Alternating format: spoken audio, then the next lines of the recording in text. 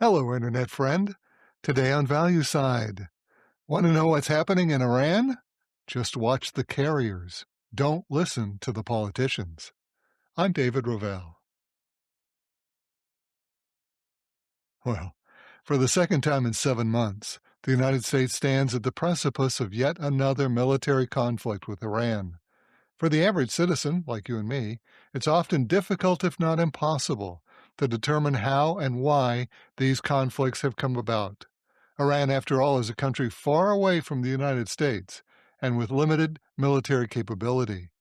A direct attack on U.S. shores is unlikely and a provocation that has not yet occurred.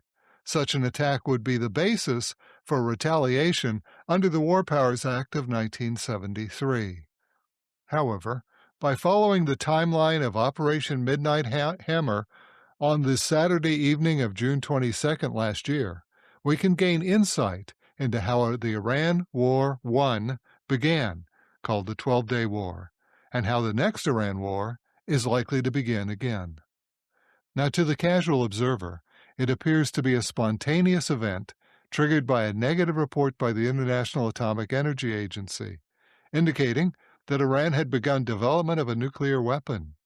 Reacting to these revelations, President Donald Trump then ordered the attack on Iran's nuclear enrichment facilities. But what if I told you that a careful reading of the events leading up to Operation Midnight Hammer presented a very different picture, one that is entirely devoid of the supposed spontaneity of the IEAE report. In articles published by the Washington Post and the Jerusalem Post on December 17, 2025, both newspapers reported that Prime Minister Benjamin Netanyahu and President Donald Trump first began planning a joint attack against Iran way back on February 4, 2025. Quote, Prime Minister Benjamin Netanyahu and U.S. President Donald Trump began planning for a potential strike on Iran's nuclear program after meeting on February 25, and then developed an elaborate public deception program.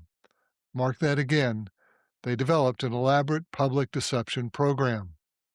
In other words, less than a month after becoming the nation's 47th president, in one of his first meetings with a foreign leader, President Trump was already planning to attack Iran.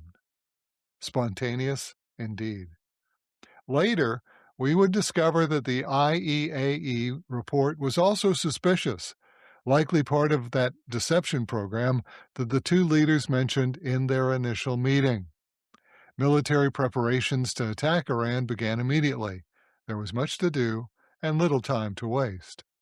On March 21, 2025, Secretary of Defense Pete Hegseth directed aircraft carrier USS Carl Vinson and its attack group to the Persian Gulf. The Vinson was tasked with the twin objectives of supporting the USS Harry S. Truman in Operation Rough Rider, designed to mitigate the Houthis' attack against international shipping, and second, to deter Iran's military in any future action. Now, on May 6, 2025, President Trump ordered that Rough Rider was suddenly over, even though it was unclear whether Rough Rider had achieved its objectives. Were the Houthis contained? Is international shipping now safe for cross-Gulf shipping? The answer turned out to be yes and no. Shipping was safe, but not for Israeli-bound cargo. It was becoming increasingly likely that President Trump had another mission for his Carl Vinson Armada, one that would ultimately involve Iran. It was all part of the plan. The plan worked out between the leaders of Israel and the United States way back at the beginning of the year. By early April 2025, U.S. naval assets were in place, with the USS Carl Vinson prepared for any eventuality. Now it remained for the U.S. Air Force to carry out one of the most daring and ingenious raids ever, and for the U.S. President to initiate the White House's most influential weapon, deception. So for a little more than a month, President Trump and Israeli Prime Minister Netanyahu performed their political kabuki. They acted as if they were entirely independent from one another. But as events would unfold, there could be little doubt that the level of complex logistics and military staging required by Israel and the United States in their attacks on Iran showed extensive coordination and planning between the two countries. Then, on June 13, 2025, Israel began the 12-day war when the IDF Air Force began combat missions. Astonishingly, there was almost no resistance. The vaunted Iranian air defense was nearly silent. Anti-aircraft batteries did not respond. Anti-aircraft missiles did not launch. Later, we would discover that Israel's Mossad had infiltrated Iran's defenses and cut off command and control of Iran's defense system. It became clear that this Israeli attack had been planned for months in the making and had caught Iran completely off guard. However, within less than half a day, the IRGC, the Iranian Revolutionary Guard Corps, re-established vital military coordination and communications and began providing substantial counterstrikes. During this time, there was one unsubstantiated report that the Iranian air defense systems had locked on to the stealthy American-produced F-35 Adir fighter, a derivative of the Lockheed Martin F-35, which up to now had been considered so stealthy that it would be invisible to most radars. After Iran reconfigured its command and control tables, it began to turn. The IAF Air Force returned home, and from that point on, the war became a series of missile volleys, with both sides sustaining substantial damage. As the war continued, it appeared that Iran was successfully penetrating the vaunted Israeli Iron Dome, consisting of both U.S. and Israeli top-of-the-line anti-aircraft systems. Now, no analysis of the 12-day war would be complete without acknowledging Washington's important role in these initial stages. Remember, in the February meeting between Trump and Netanyahu, one of the key components was deception. Throughout the days leading up to the conflict, President Trump urged negotiations, encouraging Iran to meet with his representatives.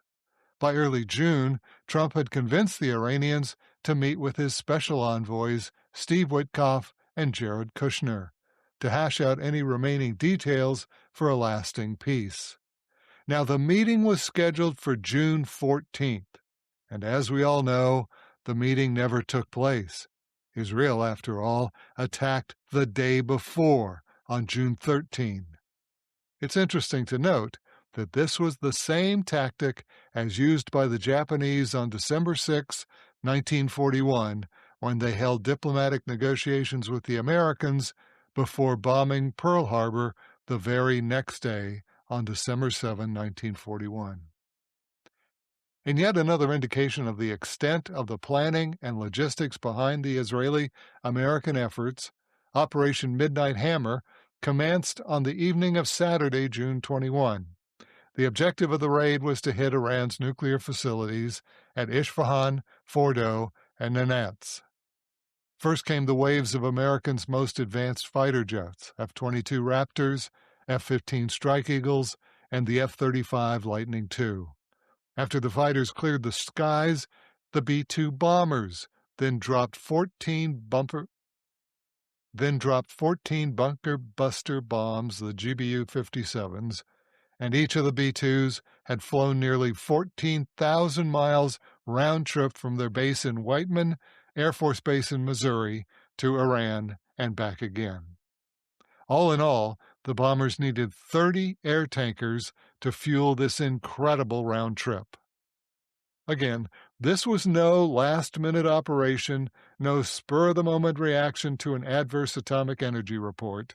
It was well-planned, flawlessly executed, and was, no doubt, months in the making. Just like the operation in Venezuela, when you see that USS Carrier Battle Group, Trump's armada, sitting offshore, you can count the number of days until they strike. Here are some of the lessons from Iran War I, the 12-Day War. The first lesson is that the current conflict traces its roots back many years, possibly even to the time of the Iranian Shah. The motivation for Israel is likely to be taking out one of its most formidable opponents in the Middle East. For America, its twin motivations are likely to support its principal Middle Eastern ally and now oppose one of the leaders of the BRICS movement. The second lesson, as reported by the Washington Post, deception as a principal weapon in the war, with each side, Washington, Tel Aviv, and Tehran, are not to be trusted as sources of truth and veracity during any conflict. So don't listen to what the leaders on either side of this conflict say. Watch what they do. Actions, after all, speak volumes. And the most visible action currently is the positioning of the USS Abraham Lincoln Armada. Epilogue. Forbes reports that the USS Abraham Lincoln was ordered to the Middle East from its location in the Indian Ocean, probably on January 15th. A more recent Forbes report also indicates that the Lincoln may be supported by the George H.W. Bush over on the Mediterranean side. And that's today's Value Side. For all of our articles and podcasts, visit valueside.com. I'm David Ravel. Value Side is independently written and produced. The views expressed are strictly my own.